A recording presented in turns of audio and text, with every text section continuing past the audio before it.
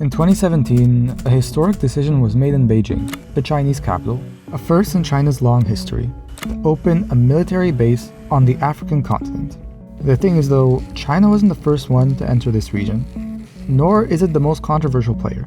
China opened its military base in this country, Djibouti, the nation that also houses military bases for Japan, Italy, France, and the United States. At the same time, however, another country was making moves in this region. The United Arab Emirates was opening ports across the Horn of Africa and Yemen, while simultaneously building ties to Ethiopia's leader, Abiy Ahmed. In addition to that, Iran was busy building ties to the Yemeni Houthis. It was announced that Turkey would open a military base on the coast of Sudan, which would reportedly not work out later on. The question is, why does everyone want to own this part of the world? The answer is $280 billion. That's the amount of money that passes through this area in trade for China alone. Goods passing through the al-Mandeb Strait make up a large portion of the goods China exports to the world, especially to Europe. It could also be why China has tried to maintain its trade routes, with billions of dollars invested in Egypt's Suez Canal, without which none of this would matter.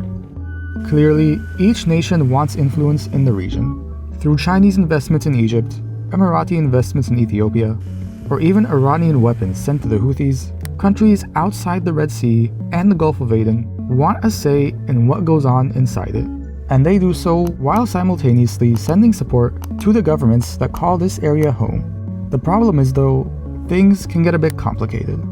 In 2022, the UAE won a major investment deal, which was to open a port on the Sudanese coast, right at the heart of the Red Sea. The problem is though, that roughly a year later, a war broke out in the nation.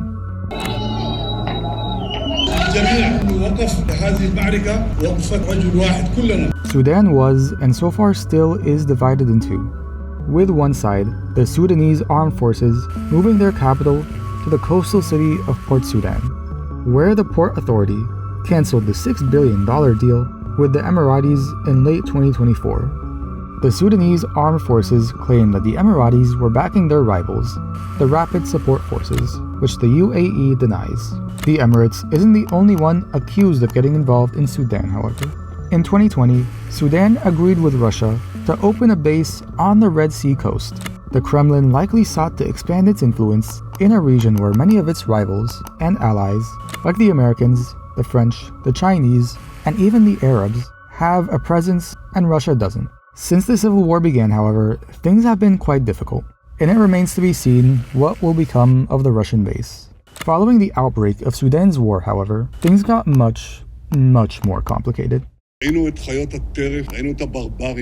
the outbreak of the war in Gaza, the Houthi rebels, who were backed by Iran, started launching attacks against trade vessels in the Red Sea who were allegedly supportive of the Israelis. The attacks against trade vessels harmed global shipping, with many ships bound for the Suez Canal and Europe opting instead to go down to South Africa, causing roughly $800 million each month in lost revenue for Egypt's Suez Canal, which is a major source of income for the Egyptian government. There are also reports that the Houthis have attacked Chinese tankers, indicating that they are not just targeting American or Israeli ones. It would be natural for the Chinese to attack the Houthis in response, but the problem is, attacking the Houthis at such a time like this may harm China's relatively pro-Palestinian standing in the Middle East, and may tarnish its reputation among the Arab countries.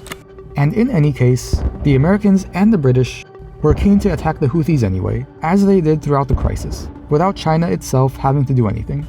As for the Houthis themselves, however, despite the American and British response, however, the Houthi attacks continued, and even when they made truces with the Americans, those truces did not include the State of Israel. The attacks became such a problem that the Israeli port of Eilat, on the Red Sea, reportedly lost over 90% of its activity.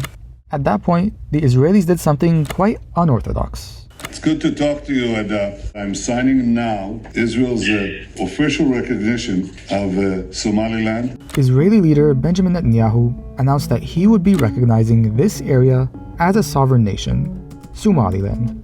Somaliland is a breakaway region of Somalia, but it's recognized by nobody as a sovereign nation, despite its de facto autonomy and de facto independence and everything.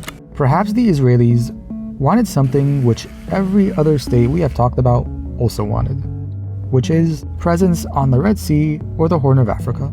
For the Israelis especially, presence in Somaliland may offer them a better way to project power across the Middle East, especially into Yemen, where Houthi activity has annoyed it.